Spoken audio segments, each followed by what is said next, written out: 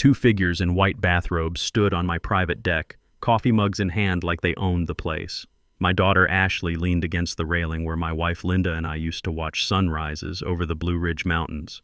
Behind her, some guy I barely recognized shifted uncomfortably when he spotted my truck. What the hell were they doing at my villa? I'm Rick Donnelly, 56 years old, and I was about to learn that blood doesn't always mean loyalty. I slammed the truck door and grabbed my weekend duffel bag, already picturing the quiet hours ahead overlooking the Blue Ridge Mountains. These 3 days of peace at my villa were exactly what I needed after another exhausting week managing Donnelly Freight Systems back in Atlanta. The 2-hour drive through Georgia's winding mountain roads had been therapeutic, watching the cityscape give way to rolling hills and finally those majestic peaks that Linda and I had fallen in love with 18 years ago. Linda. Even 3 years after losing her to cancer, I still found myself planning conversations with her during these drives. She'd have laughed at my road rage when some tourist in a rental car nearly took out my side mirror back in Helen. She'd have reminded me to stop for groceries in Dahlonega instead of hoping the villa's pantry still had something edible from my last visit 3 weeks ago. But something was definitely wrong today. Ashley straightened up when she saw me, her whole posture changing from relaxed to defensive. Her face hardened into an expression I'd never seen before. Not even during her worst teenage rebellion years when she'd screamed that she hated me for making her come home before midnight. This was different, colder, more calculated. The way she looked at me now, it was like I was some unwanted stranger who'd wandered onto her property by mistake. "Dad, you can't stay here," she called out, her voice carrying across the yard with the kind of sharp authority that made my chest tighten. Tyler and I are planning a romantic weekend. Tyler. That's right, her husband. I recognized him now, though he looked uncomfortable as hell standing there in his bathrobe on my deck. I blinked hard, certain I'd misheard her. This was my villa. The deed sitting in my Atlanta safe had my name on it, bought with money I'd earned building Donnelly Freight from a single delivery truck into Georgia's largest independent shipping company. Linda and I had picked out every piece of furniture together, every light fixture, every paint color. We'd spent countless weekends here during our marriage, planning for the day we could retire and make this our permanent home. But Ashley, this is my villa, I started, my voice trailing off as the complete absurdity of having to state this obvious fact hit me like a slap. "I don't care," she said, setting her coffee mug down on the deck railing with a sharp clink that echoed off the mountain silence. "We were here first and we're not leaving." Tyler mumbled something I couldn't quite catch from where I stood, but Ashley waved him off with an impatient gesture. Her bathrobe had fallen open slightly in the mountain breeze, and she pulled it tighter around herself with what looked like an angry jerk. "Honey, I drove 2 hours to get here," I said, taking a tentative step toward the front door that I'd painted myself just last summer. "I just wanted to spend the weekend here, maybe do some fishing, catch up on reading.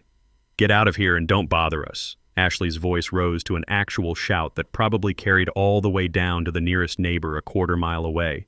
"You're just in the way anyway." Those words hit me like a physical blow to the chest. In the way. This was my property, my retreat. The place where Linda and I had planned to grow old together. Where I came to feel close to her memory when the loneliness in my Atlanta house became too much to bear. I stood there frozen, my weekend bag at my feet, staring at my only child as she glared at me from the deck of my own home. Tyler looked everywhere except directly at me, his face flushed red above his bathrobe collar. He seemed as uncomfortable with this confrontation as I was, but clearly wasn't going to speak up against his wife. 29 years old, and Ashley was ordering me off my own property like I was some unwanted door-to-door salesman. This was the same girl who used to climb into my lap for bedtime stories about princesses and dragons, who'd called me daddy until she turned 16 and decided it wasn't cool anymore, who'd sobbed in my arms at her mother's funeral and promised we'd always take care of each other. Linda's gentle voice whispered through my memory. "Be patient with her, Rick. She's still processing the grief from losing me. Give her time to work through it." 3 years. I'd given her 3 years of patience, of understanding, of bending over backward to accommodate her moods and demands. Every time she'd called asking for money to cover her rent, I'd written the check without question. When she'd needed help with her wedding expenses, I'd covered the entire reception at the country club because Tyler's family claimed they were going through a rough patch financially. When they'd wanted to honeymoon in Europe for 3 weeks, I'd quietly transferred money into their account so they wouldn't have to worry about credit card bills. And this was what all that generosity had gotten me. Fine, I heard myself say, the word tasting like sawdust in my mouth. Fine, I'll go. I bent down to pick up my weekend bag, my knees creaking with the motion that reminded me I wasn't the young man who'd built this freight empire from nothing. 56 years old, and my own daughter was treating me like dirt on her shoes. "Good," Ashley called out from the deck, her voice carrying a note of satisfaction that made my stomach turn. "Next time, call first. Next time, call first to use my own property." The words echoed in my head as I walked back to my truck on unsteady legs. Each step felt like a retreat from some battlefield I hadn't even known I was supposed to fight on. Behind me, I heard Ashley's voice softening as she turned back to Tyler, already making plans for their dinner, discussing whether they wanted to drive into town or cook something from whatever groceries they'd brought. The engine of my Ford F-150 turned over with its familiar rumble. American engineering, reliable as always. Unlike family, apparently. I backed out of the gravel driveway slowly, my hands gripping the steering wheel so tightly my knuckles had gone white. In my rearview mirror, I caught one last glimpse of Ashley and Tyler as they settled back into the deck chairs that Linda and I had picked out together at a little furniture shop in Blue Ridge. My daughter raised her coffee mug in what might have been a casual gesture, or might have been a final goodbye. Either way, it felt like a dismissal.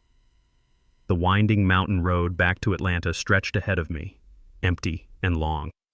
I'd be driving home in defeat, tail between my legs, just like Linda had always worried I would do whenever Ashley pushed too hard.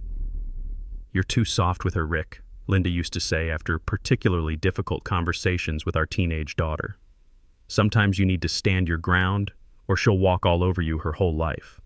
Linda had been right as usual, but I'd thought that being the understanding father, the one who always said yes, would somehow make up for all the times I'd had to miss school plays and soccer games because of work emergencies. Donnelly Freight didn't build itself. Those 30 years of 12-hour days, weekend calls from clients, and constant problem-solving had required sacrifices from our whole family. The irony wasn't lost on me that the money I'd made from all those sacrifices had bought the villa that my daughter was now treating like her personal property. By the time I reached the outskirts of Atlanta, the spring sun was setting behind the city's skyline. Traffic on I-285 moved at its usual crawl, giving me plenty of time to replay the afternoon's humiliation in my head. How had I let this happen? When had I become the kind of man who gets ordered around by his own child? My house in Buckhead felt cavernous and silent when I finally pulled into the driveway. Linda's presence had always filled these rooms with warmth and conversation. Now, 3 years after her death, the silence felt oppressive. I dropped my unused weekend bag by the front door and headed straight for my home office, where at least the familiar clutter of invoices and shipping schedules made some kind of sense. Donnelly Freight Systems occupied a modern building near Hartsfield-Jackson Airport. But the real work happened here in this office where I'd spent countless late nights building routes, negotiating contracts, and solving the 1,000 small problems that kept freight moving across the Southeast.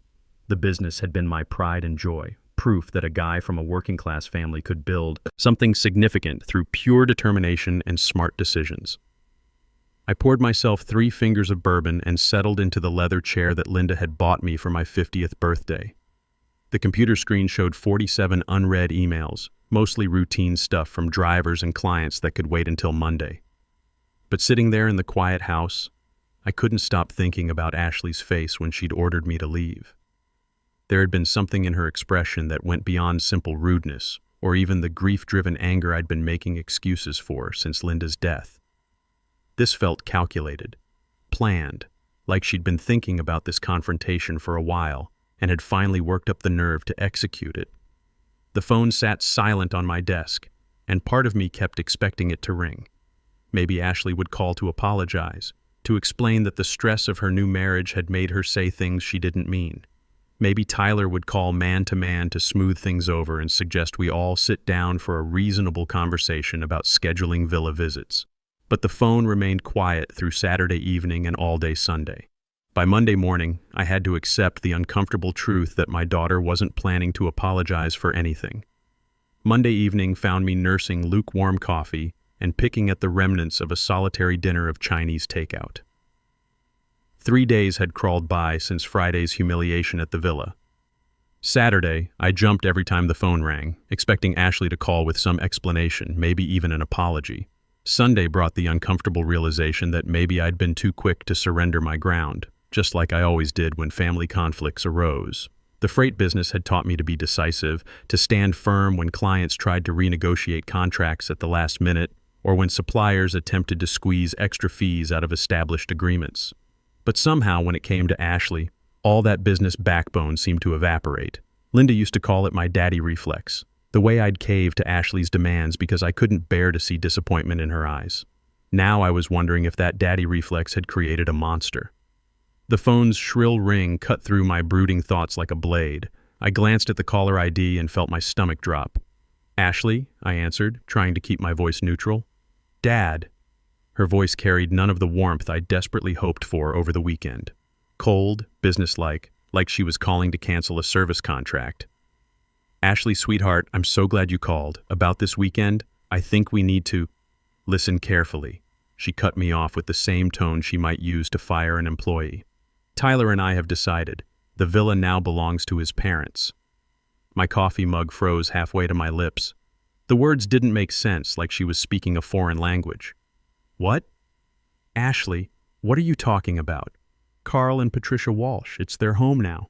Her words dropped into the silence like stones into still water.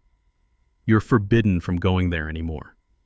The leather chair creaked as I sat forward, my heart starting to pound in a way that reminded me uncomfortably of the stress tests my doctor had been recommending. "Ashley, have you completely lost your mind? You can't just take my property. Actually, I can, and I am." Her voice sharpened to a blade's edge, cutting through any illusion I might have had that this was some kind of misunderstanding. "You hardly use it anyway, and Tyler's parents desperately need proper housing. Their lease is up next month, and they can't afford the rent increase." 30 years of building Donnelly Freight flashed through my mind in rapid succession. Every permit fight with the city to expand our warehouse space. Every difficult client who tried to stiff us on payments.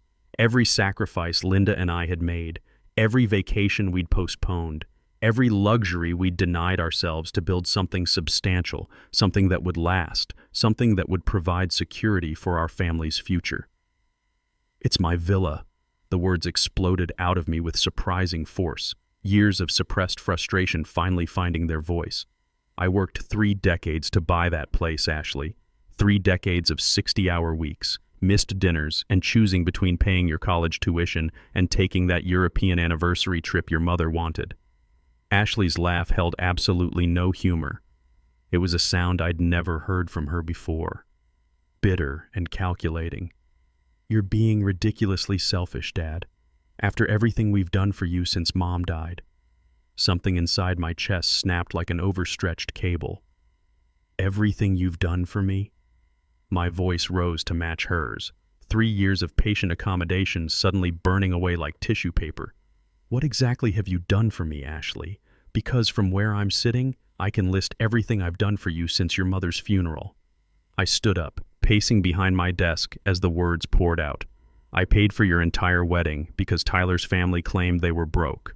I covered your honeymoon to Italy when your credit cards were maxed out. I've been writing checks for your rent every month since you got married because apparently an insurance adjuster can't manage his own finances. I bought your car, covered your student loans, paid the deposit on that fancy apartment in Midtown. That's what fathers do. That's—" She cut me off, but I could hear something different in her voice now. Less confident, like maybe she hadn't expected me to actually itemize her dependence. "No, Ashley, that's what I chose to do because I love you and wanted to help you get established. But taking my property isn't getting help. It's theft." Besides, her voice turned cruel in a way that made my blood run cold. "You're old and alone now. What do you possibly need with such a big villa? It's just going to waste." Old and alone. The phrase hit like a physical blow. But instead of crumpling under it like I had for the past 3 years, I felt something harden inside my chest. Something that had been dormant since Linda's death was finally waking up. Linda's gentle voice had whispered from memory about patience and understanding. But Linda had never heard her daughter speak with such calculated cruelty. The woman who'd married a determined businessman wouldn't have wanted him to become a doormat, even for their child. Those are Tyler's parents, Ashley. Complete strangers to me. They're family now, she shot back with the kind of finality that suggested this conversation was already over in her mind. And unlike you, they'll actually appreciate what they're getting. They'll use the space, invite friends over, make it a real home instead of some sad shrine to Mom. The comment about Linda's memory being a sad shrine was the final straw. Every instinct I'd developed in 30 years of business negotiations suddenly came online. No. The simple word seemed to echo in the silence that followed. I could practically hear Ashley's surprise crackling through the phone connection. "What did you just say?" Ashley's voice carried a note of genuine shock, like she'd never heard that word from me before. And honestly, thinking back on our relationship since Linda's death, maybe she hadn't. I said, "No, Ashley. N-O. You're not taking my villa, you're not giving it to Tyler's parents, and you're certainly not forbidding me from my own property." The silence stretched between us for what felt like an eternity. When Ashley finally spoke again, her voice had taken on a dangerous edge that reminded me uncomfortably of her teenage years when she didn't get her way. "You can't stop us, Dad. We've already made arrangements. I have a key. Tyler has a key, and we've told Carl and Patricia they can move in this weekend. It's done." "Then they'll be trespassing on my property," I said, surprised by how calm my voice sounded. Years of negotiating shipping contracts had taught me that the most effective threats were delivered in the most reasonable tones. "Are you seriously going to call the police on your own family?"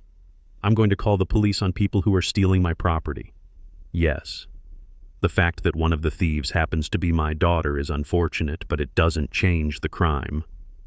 Ashley's breathing was audible through the phone now, sharp and angry. I could picture her pacing around her midtown apartment, the one I'd helped her get, trying to figure out how this conversation had gotten away from her. "If you try to interfere with this plan, Tyler and I will cut you out of our lives completely. You'll never see us again. No grandchildren, no holidays, no family. Is that what you want?" The threat hung in the air like smoke from a house fire. For a moment, I almost crumbled, almost gave in, just like I had for 3 years whenever Ashley deployed emotional manipulation instead of logic. But something Linda used to say came back to me with crystal clarity. "Rick, you didn't build Donnelly Freight by backing down from bullies. Why would you start now? If that's the price of keeping what I worked my whole life for," I heard myself say, "then yes, that's exactly what I want." The line went dead. I sat in the sudden silence of my office, surrounded by photos of Linda and industry awards from the Georgia Trucking Association. My hands were shaking, but not from fear. From something I hadn't felt in 3 years. Righteous anger mixed with a strange sense of liberation. Ashley had just shown me exactly who she'd become since her mother's death. Not the grieving daughter I'd been making excuses for, but someone who thought emotional blackmail was an acceptable negotiation tactic. Someone who believed family relationships guaranteed unlimited access to other people's assets. I reached for my phone and dialed a number I hadn't used in months. "Cameron, it's Rick Donnelly." "Yeah, I know it's late." "Listen, I need a favor, and it involves some of that cybersecurity expertise you're always talking about." Cameron Mitchell had been my friend since our Army Reserve days back in the 90s. While I'd gone into freight after our service ended, Cameron had parlayed his military communications training into a successful cybersecurity consulting business. More importantly, he owed me a significant favor from when I'd helped coordinate the logistics for moving his entire ex-wife's household goods across 3 states during their messy divorce. "What kind of favor, Rick? You sound like you're ready to declare war on someone." "The kind that teaches entitled kids about consequences," I said, taking a sip of bourbon. "This about Ashley?" I'd vented to Cameron about my daughter's increasingly demanding behavior during a few too many beers at our monthly veterans meetup. He'd listened without judgment, but I could tell he thought I was being too accommodating. "She's trying to steal my mountain place. Says she's giving it to her husband's parents because I'm old and alone and don't deserve it." Man, Rick, that's not grief talking anymore. That's straight up greed. I know, and I'm done making excuses for it. Cameron was quiet for a moment, and I could almost hear him thinking. "What exactly did you have in mind? Something that'll make them think twice about moving unauthorized guests into my property?" "I like where this is heading. You want to make the place unwelcoming? I want to make it downright inhospitable to people who aren't supposed to be there. Interesting. I've got some equipment that might help with that. Smart home technology, security systems, automated responses to intruders, all completely legal since it's your property. How quickly could we set something up? How about I swing by your place tomorrow morning and we'll drive up to the mountains together? I've been wanting to see this villa you're always talking about anyway. Cameron, I can't ask you to... Rick, you spent 6 months coordinating shipping logistics for my divorce move without charging me a dime. You think I'm going to let some spoiled kid steal your retirement home? Besides, his voice took on the same tone he'd used when we were planning training exercises in the reserves. This sounds like the kind of project that's going to be fun. After we hung up, I poured another bourbon and walked to the window overlooking my backyard. Linda had planted those rose bushes the year before she got sick. They were blooming now, red and white flowers that she would have loved to cut and bring inside for the dining room table. "I'm sorry, sweetheart," I said to her memory. "I know you wanted me to be patient with Ashley, but patience without boundaries isn't love. It's enabling. And I think it's time our daughter learned the difference." Tuesday morning found Cameron at my front door at 7 a.m. sharp, carrying what looked like enough electronic equipment to wire a small office building. His pickup truck was loaded with boxes labeled Mitchell Security Solutions and several cases that I assumed contained the specialized gear he'd mentioned. "Ready to teach some life lessons?" Cameron asked with the kind of grin that had gotten us both into trouble during our reserve training days. Cameron hadn't changed much in the 15 years since we'd mustered out. Still lean and athletic with the kind of focused intensity that made him excellent at solving complex technical problems. His company, Mitchell Security Solutions, occupied an entire floor of a glass tower in downtown Atlanta, and his client list included half the Fortune 500 companies in the Southeast. "You sure about this?" I asked as we loaded his equipment into my truck. "I don't want you getting in any legal trouble because of my family drama." "Rick, everything we're installing is perfectly legal smart home technology. The fact that we're programming it to be selective about who it responds to favorably is just creative engineering. The 2-hour drive to Blue Ridge gave us plenty of time to plan our strategy." Cameron had brought blueprints of smart home systems, photos of motion sensors, and a tablet loaded with programming software that looked like something NASA might use. "Here's what I'm thinking," Cameron said, spreading the blueprints across the truck's dashboard while I navigated the mountain curves. "We install a comprehensive automation system throughout the villa. Motion detectors, sound sensors, facial recognition cameras, automated lighting, and water systems. Everything responds to your biometric data and voice patterns. And for unauthorized guests, well, let's just say the house might develop some personality quirks around strangers." Cameron's plan was elegant in its simplicity. The villa would become a smart home that recognized me as the primary authorized user. My face, my voice, my movement patterns would trigger normal, comfortable responses from all the automated systems. But when unauthorized people entered the property, especially people trying to establish residence, the house would begin exhibiting behaviors designed to encourage them to leave. "Nothing dangerous," Cameron assured me as we pulled into the villa's driveway. "Nothing that could hurt anyone or cause property damage, but definitely unsettling enough to make people question whether they really want to live there." Seeing the villa again after Friday's humiliation brought back a flood of memories. Linda and I had bought this place 18 years ago when Donnelly Freight started turning serious profits. We'd spent countless weekends here planning renovations, hiking the mountain trails, dreaming about retirement. The wraparound deck where Ashley had dismissed me so coldly was where Linda and I had shared morning coffee and evening wine for over a decade. "Nice place," Cameron said, surveying the property with a professional eye. "Good sight lines, multiple entry points, decent isolation from neighbors. This is going to work perfectly."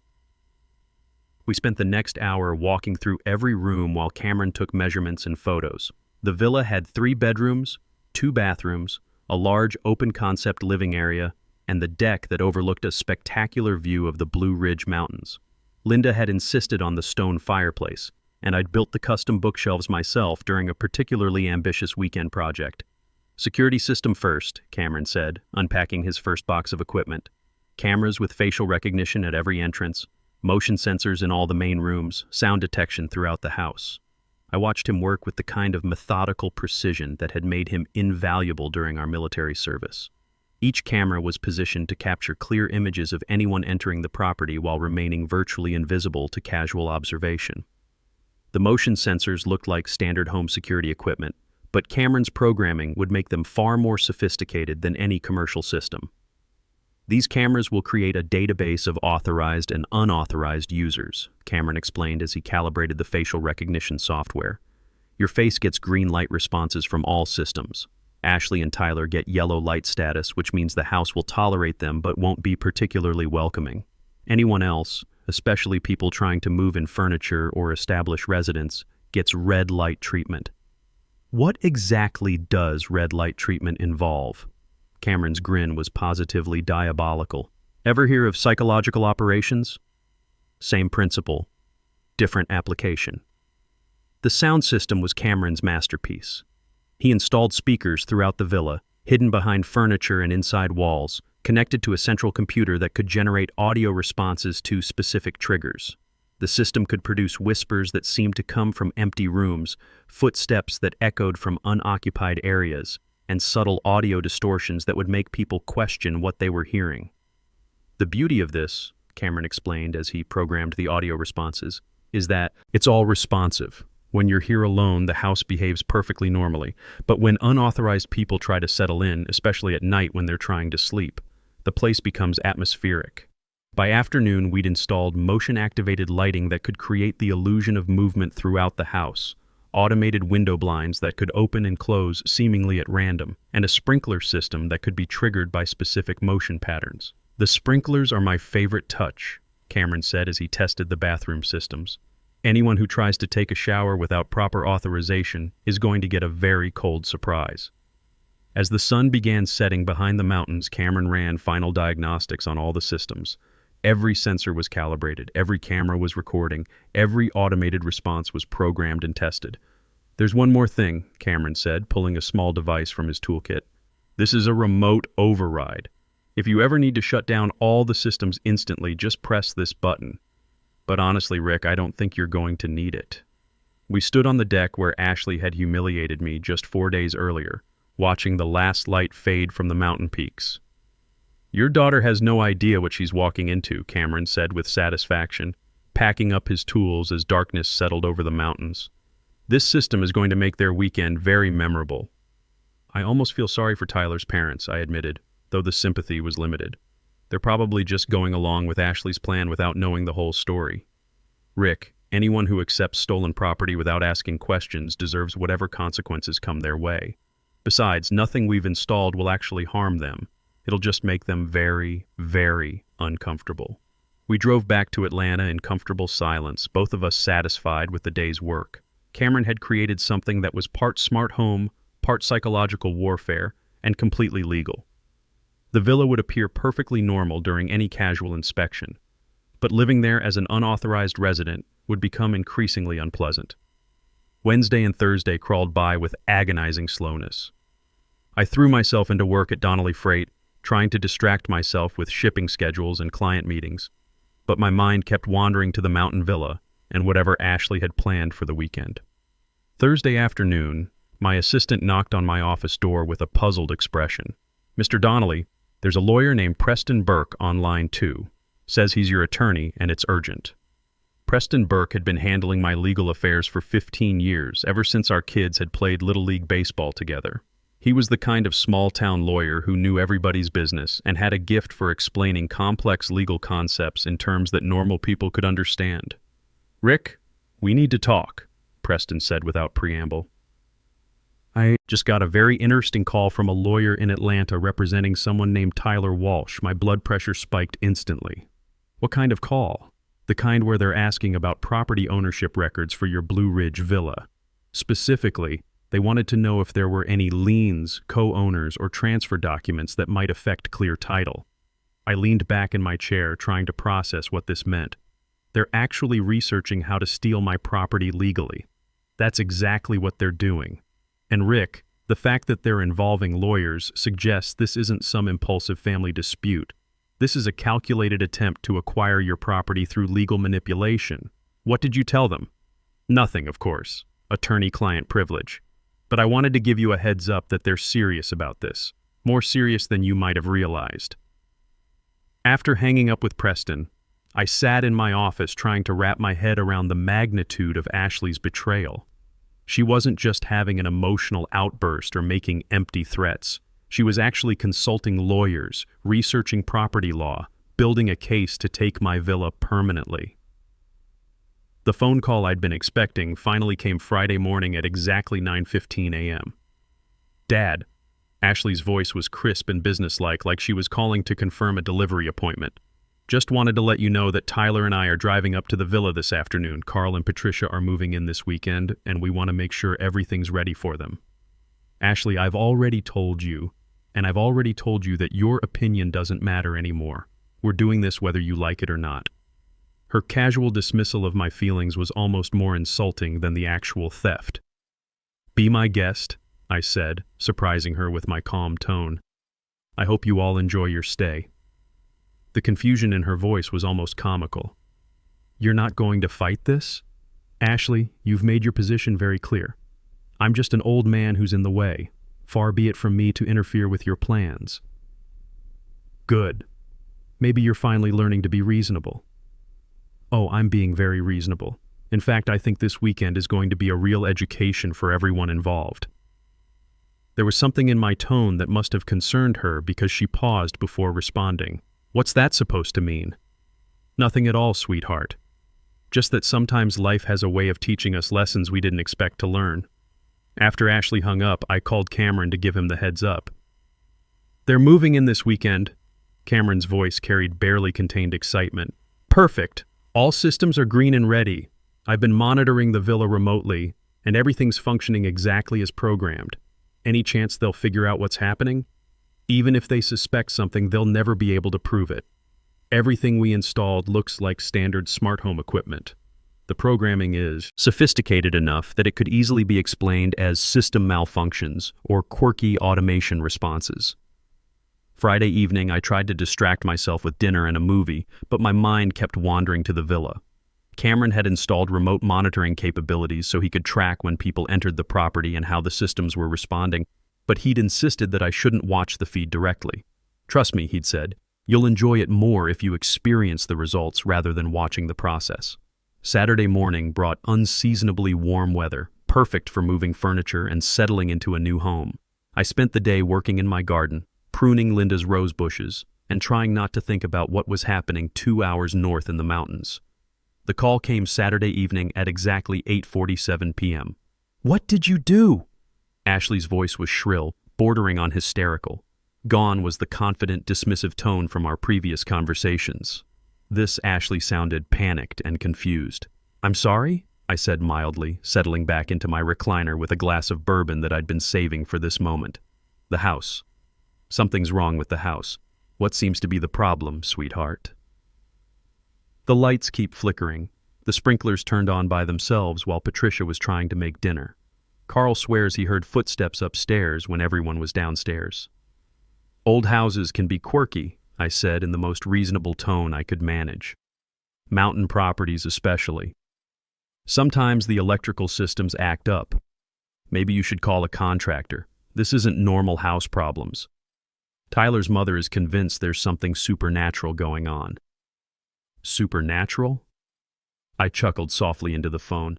"Ashley, honey, I think the stress of the situation might be getting to you. Maybe you and Tyler should come home and let his parents find somewhere else to stay. Don't patronize me. I know you did something." The bathroom faucets started running cold water in the middle of Patricia's shower. The window blinds are opening and closing by themselves. And Carl nearly had a heart attack when the sound system started playing weird noises at 3 a.m. Cameron's psychological operations programming was working even better than we'd hoped. I took a sip of bourbon and tried to keep the satisfaction out of my voice. "Sweetheart, I'm in Atlanta. I have no idea what you're talking about. Have you tried turning the electrical system off and on again? Sometimes that helps with glitches." "This isn't a glitch." Ashley's voice climbed toward full hysteria. "The house is acting like it doesn't want us here. Houses don't have feelings, Ashley. Maybe Tyler's parents aren't as comfortable with mountain living as they thought they'd be. The line went dead with enough force that I could picture her throwing the phone. Cameron called 20 minutes later, barely able to contain his laughter. "Rick, you should see the remote monitoring feed. They've got every light in the house turned on. They're huddled together in the living room like they're under siege. And Carl keeps jumping every time the automated systems make their scheduled adjustments. Any actual problems with the equipment? None at all. Everything's functioning exactly as programmed. The facial recognition system identified them as unauthorized users the moment they walked in with moving boxes, and it's been treating them accordingly ever since." Sunday brought 3 more frantic calls from Ashley, each more desperate than the last. The Walsh family had apparently spent Saturday night awake in shifts, convinced that the house was haunted by some malevolent presence. Every time they tried to settle in or unpack their belongings, some new system malfunction would disrupt their efforts. "The coffee maker won't work for them," Ashley reported during her second call. But when Tyler tried it, it worked perfectly fine. Patricia thinks the house has something against her personally. "Maybe she should try saying please," I suggested helpfully. By Sunday evening, Ashley's voice had taken on the desperate edge of someone who was running out of options. "Fine. You win. Tyler's parents are leaving. But this isn't over between us. I'm not sure what you think I've won, Ashley. I'm just an old man sitting in his Atlanta house. Remember?" Monday morning brought the news I'd been hoping for. Cameron called while I was having my morning coffee, his voice filled with professional pride. "They're gone, Rick. Left at about 6 a.m. this morning with a U-Haul truck and everything they'd moved in over the weekend. The Walsh family lasted exactly 36 hours before the villa convinced them they didn't want to live there. Any damage to the property? None whatsoever. They were very careful not to break anything, probably because they were afraid of making the haunting worse. Your villa is in perfect condition and ready for your next visit." I should have felt satisfied with this victory, but something was nagging at me. Ashley's final threat that this isn't over suggested she might escalate the situation rather than accept defeat. And Preston's warning about Tyler consulting lawyers made me realize this conflict was far from finished. That afternoon, I called Preston Burke to schedule a meeting. "I need to explore some legal options," I told him. "Estate planning, asset protection, that sort of thing. This about your daughter's property grab. This about making sure it can never happen again." Tuesday morning found me in Preston's comfortable office overlooking Blue Ridge's main street. He'd been practicing law in this small mountain town for 30 years, and his experience with family property disputes was extensive. "Rick, what exactly are you trying to accomplish here?" Preston asked, spreading various legal documents across his conference table. "I want to put my villa permanently beyond Ashley's reach, something that even a team of lawyers can't undo." Preston nodded thoughtfully. "There are several options. We could set up a trust, create a charitable remainder interest, or establish a conservation easement. Each has different implications for your continued use of the property and what happens after your death." For the next 2 hours, Preston explained the intricacies of estate planning with the kind of patience that had made him successful in a small town where everyone knew everyone else's business. By the time we finished, I had a clear understanding of my options and their consequences. "The irrevocable charitable trust is probably your best bet," Preston concluded. "You transfer ownership to a qualified charity, but retain lifetime residence rights. The property serves a charitable purpose. You keep full access until you die, and no one can force a sale or challenge the arrangement. And if Ashley tries to contest it, she'd be contesting a charitable donation that's already been completed and accepted. Courts are very reluctant to interfere with legitimate charitable transfers, especially when the donor retains reasonable lifetime use rights." "How quickly can we set this up? I know exactly the right charity for this. The Blue Ridge Veterans Foundation provides mountain retreats for disabled veterans dealing with PTSD and physical rehabilitation. They've been looking for properties in this area, and your villa would be perfect for their mission." The irony wasn't lost on me. Ashley had tried to steal my property to help Tyler's parents, but her greed would end up benefiting veterans who actually deserved assistance. "Let's do it," I said, signing the preliminary documents that would begin the process. "Rick, once we complete this transfer, there's no going back. You'll have full use of the property for the rest of your life, but you won't own it anymore. Preston, I built Donnelly Freight to provide for my family's future. If my family doesn't want to be part of that future, then I'm happy to support people who've actually served their country. By Friday afternoon, all the paperwork was complete.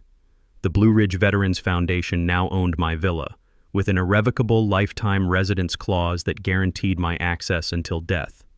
Preston had worked with remarkable efficiency, coordinating with the charity's board of directors and filing all the necessary documents with the county clerk's office. "It's bulletproof, Rick," Preston assured me as I signed the final transfer documents. "No one can contest this arrangement, force a sale, or claim ownership rights. The property now serves veterans in need, and you maintain full residential privileges as the donor." I felt a strange sense of relief as I handed back the signed papers. For the first time since Linda's death, my most valuable asset was completely protected from Ashley's manipulation. She could threaten, cajole, or hire a team of lawyers, but the villa was now permanently beyond her reach. "There's one more thing," Preston said, pulling an additional document from his briefcase. "The Veterans Foundation wants to offer you a position as volunteer coordinator for their retreat program. It's unpaid, but it would give you a sense of purpose and help other people at the same time." The idea appealed to me more than I'd expected. Donnelly Freight practically ran itself these days, and I'd been struggling to find meaningful ways to spend my time since Linda's death. Helping veterans recover from their service-related trauma seemed like a worthy use of my remaining years. "I'd like that," I said, accepting the volunteer coordinator agreement. "When do I start?" "Whenever you're ready. They're planning to start the retreat program in the fall, which gives you time to get familiar with their mission and help design the programs." I should have known that Ashley wouldn't give up easily. The phone call came Monday evening just as I was reviewing some freight contracts and enjoying the peaceful quiet of my house. "Dad, we need to talk." Ashley's voice was tight with determination and what sounded like barely controlled rage. "Tyler and I are coming over, and we're bringing Carl and Patricia. This has gone far enough." "That's fine, honey. I'll be here." An hour later, Ashley, Tyler, and Tyler's parents sat in my living room like a tribunal preparing to deliver judgment. Carl and Patricia Walsh looked older than I'd expected, probably in their late 60s, with the kind of tired expressions that suggested they'd been through significant financial stress recently. Ashley had clearly prepared for this confrontation. She sat forward in her chair, hands folded, wearing the kind of serious expression that she probably thought made her look mature and reasonable. "Dad, we know you did something to the house," she began without preamble, her voice carrying the tone of someone who'd rehearsed this speech multiple times. "I did a lot of things to that house over the years. Linda and I built it together, renovated it, maintained it. Could you be more specific?" Tyler leaned forward, trying to project authority he didn't quite possess. "Mr. Donnelly, Carl and Patricia are traumatized by what happened up there. They think the place is haunted. They're afraid to go back to any mountain property now." "Mountain living isn't for everyone," I said mildly. "The isolation, the unfamiliar sounds, the way old houses settle and creak. Some people find it unsettling." Carl spoke for the first time, his voice small and confused. "Sir, with all due respect, what we experienced wasn't normal house sounds. The electrical systems were malfunctioning in ways that seemed almost intentional. Old wiring can be unpredictable. I've been meaning to have an electrician take a look at the whole system." Ashley slammed her hand on my coffee table with enough force to make her wedding ring click against the glass. "Stop playing games. We know you sabotaged something. The house was fine when we visited before, but the minute Carl and Patricia tried to move in, everything went crazy. Ashley, I think you're under a lot of stress. Maybe you should see someone about these paranoid thoughts." "Paranoid?" Her voice climbed toward hysteria. The house was attacking us. Lights flickering, water systems malfunctioning, sounds coming from empty rooms. "Honey, houses don't attack people. Maybe you need to consider that the stress of trying to redistribute your father's property is affecting your mental health." Tyler's face went pale at my choice of words. "We weren't trying to steal anything. Ashley told me you'd agreed to let us use the villa to help my parents." I turned to look at my daughter, who suddenly couldn't meet my eyes. "Ashley told you I'd agreed to give my property to complete strangers?" She said. Tyler's voice trailed off as he processed what he'd just learned.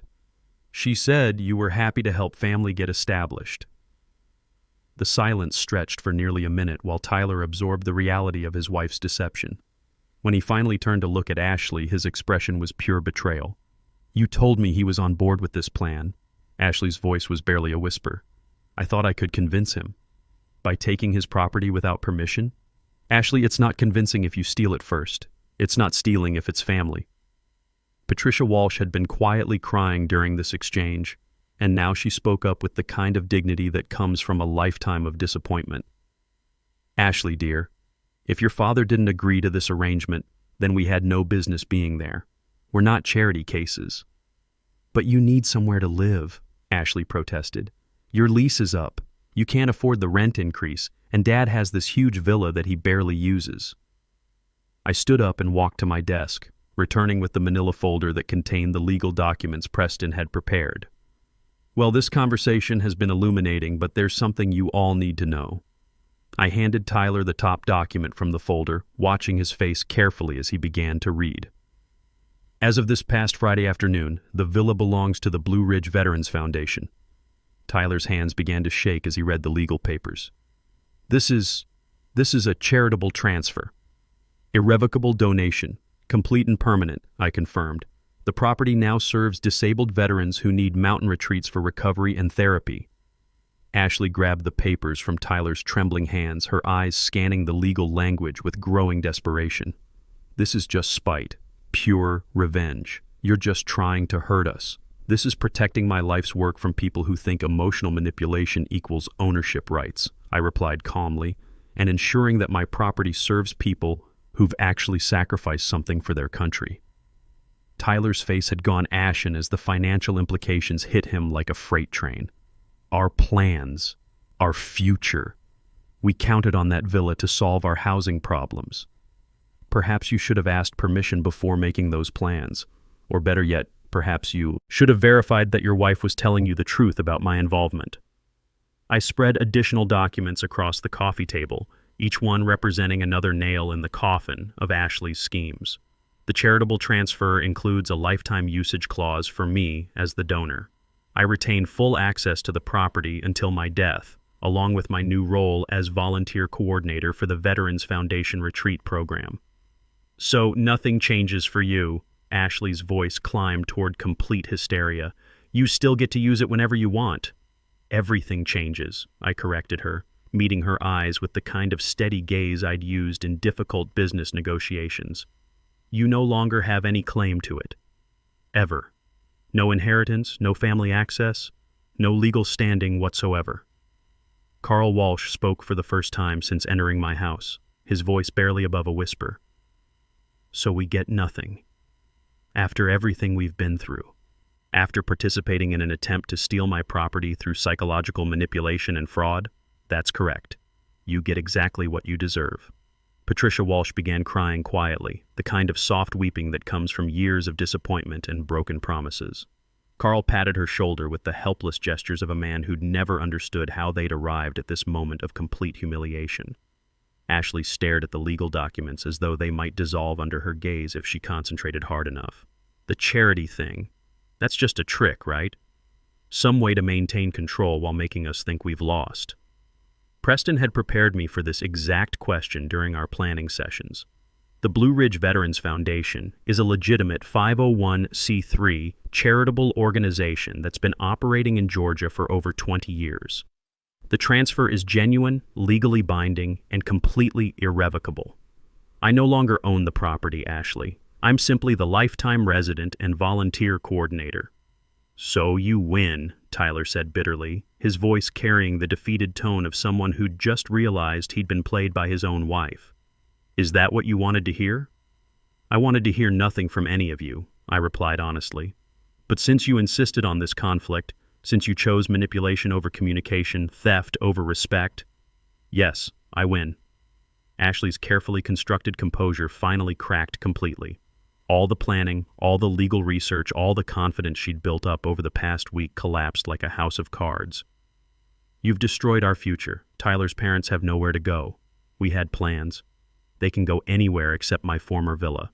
And your plans should have included asking permission before involving other people's property.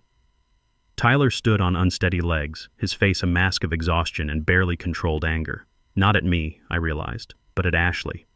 The man had just discovered that his wife had lied to him about a major property acquisition, involved his elderly parents in what amounted to a theft scheme, and potentially exposed him to legal liability for fraud.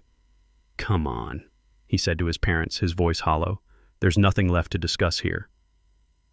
As the four of them filed toward my front door, I called out one final observation that I'd been saving for this moment. "Ashley?" She turned back, her face streaked with tears and twisted with the kind of rage that comes from complete defeat.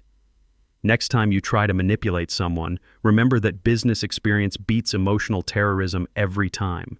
And next time you want to help someone, try using your own resources instead of stealing from family." The door closed behind them with a soft click that seemed to echo through my suddenly quiet house. I sat in my recliner, surrounded by the legal documents that had just ended a war I'd never wanted to fight, feeling something I hadn't experienced since Linda's death. Complete peace of mind. Cameron called an hour later, his voice filled with curiosity about how the confrontation had gone. "They took it about as well as you'd expect," I told him. "Ashley's furious. Tyler's devastated that his wife lied to him, and his parents are probably wondering how they got involved in this mess. Any chance they'll try to challenge the charitable transfer? Preston says it's bulletproof. Besides, Ashley would have to admit in court that she was trying to steal property that didn't belong to her. I don't think even she's that desperate. So what's next for you, Rick?" I looked around my house, taking in the photos of Linda and the awards from Donnelly Freight, thinking about the veterans who would soon be using my mountain villa to heal from their service-related trauma. I think it's time to start the next chapter of my life. One that involves helping people who actually deserve help. 30 years of freight contracts had taught me to always have an exit strategy and contingency plans for when deals went bad. I'd never imagined I'd need to apply those same principles to my own family. But sometimes, life forces you to protect yourself from the people you love most. Thursday morning brought the first sunrise in 3 years that I could watch without fear, anger, or defensive calculation running through my mind. I drove to the Blue Ridge Mountains through Georgia's spring landscape, feeling something I'd almost forgotten existed. Simple contentment mixed with genuine purpose. The villa welcomed me back with the silence of a house that belonged once again entirely to its rightful mission.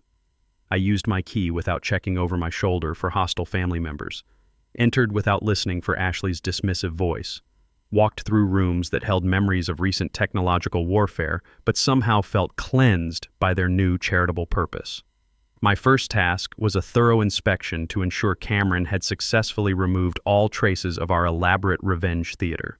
The cameras came down without leaving any mounting evidence. Motion sensors had been carefully extracted from their hiding places, and the sophisticated audio system that had terrorized the Walsh family was completely gone. Within an hour, I'd confirmed that the villa had returned to its natural state as a peaceful mountain retreat. No blinking lights monitoring invisible approaches. No hidden microphones recording conversations. No technological defenses waiting to spring into action against unauthorized visitors. Just a house in the mountains owned by a veterans charity, occupied by a man who no longer needed to protect himself from his own family's greed. I made coffee using the same machine that had witnessed the weekend's chaos, then carried my mug to the deck where Linda and I had shared countless peaceful mornings during our marriage. The Blue Ridge Mountains stretched before me, their peaks reflecting the late morning sun in patterns that seemed to dance with possibility rather than threat. For the first time since my wife's death, I sat completely still without my mind racing through defensive strategies or contingency plans. The transformation felt almost mystical in its completeness. 3 years ago, I'd been a broken widower who confused love with surrender, kindness with weakness, family loyalty with accepting psychological abuse. The man who had built Donnelly Freight from a single delivery truck into Georgia's largest independent shipping company had somehow forgotten how to protect his own boundaries when it came to his daughter. Linda's voice whispered through memory, but clearer now, unfiltered by grief and Ashley's manipulation of my emotions. "Be patient with Ashley," she'd said during those final conversations. "She's processing her loss differently than you are." But Linda had never meant for patience to become permanent victimhood. She'd never suggested that love required accepting theft, manipulation, and emotional terrorism.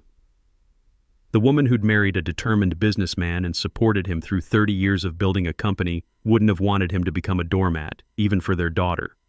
"Kindness without self-respect isn't kindness at all," I said aloud to the empty deck and the listening mountains. It's just weakness disguised as virtue. The mountain peaks surrounding the villa seemed to nod in agreement with this hard-won wisdom. Nature itself demonstrated the importance of boundaries everywhere I looked. Waters stayed within their banks until they carved new channels through determination and time. Mountains maintained their foundations against every storm. Seasons changed according to their own rhythms regardless of human demands or expectations.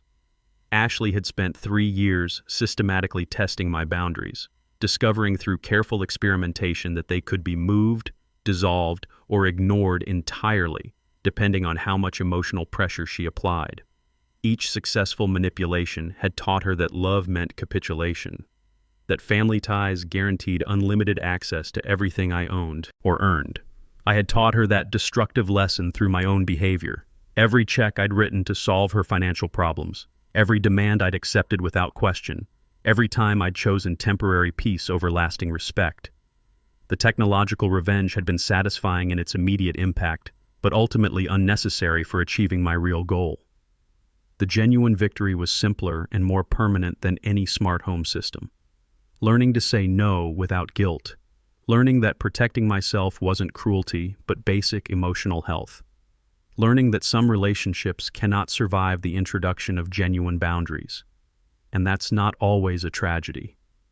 My phone had remained silent for 72 hours now. No frantic calls from Ashley seeking reconciliation. No threats from Tyler about legal challenges. No desperate attempts to find loopholes in the charitable transfer. They had finally understood what I discovered in Preston's office. The war was over, and they had lost completely and permanently. But more important than their defeat was my own recovery. The grieving widower who had mistaken exploitation for love was gone forever. In his place sat a man who remembered his own worth, who understood that genuine kindness required strength rather than weakness, who had rediscovered that protecting himself was actually an act of love. Love for Linda's memory, love for his own dignity, and love for the possibility that relationships built on mutual respect might still exist somewhere in his future. Next month, the first group of disabled veterans would arrive for their therapeutic retreat. I would be here to welcome them, to help coordinate their programs, to ensure that my villa served people who had actually sacrificed something meaningful for others. For the first time in 3 years, I felt like myself again. Some battles end not with reconciliation, but with the understanding that peace requires distance. Some love expresses itself most genuinely through boundaries rather than surrender, and sometimes the good guys actually win.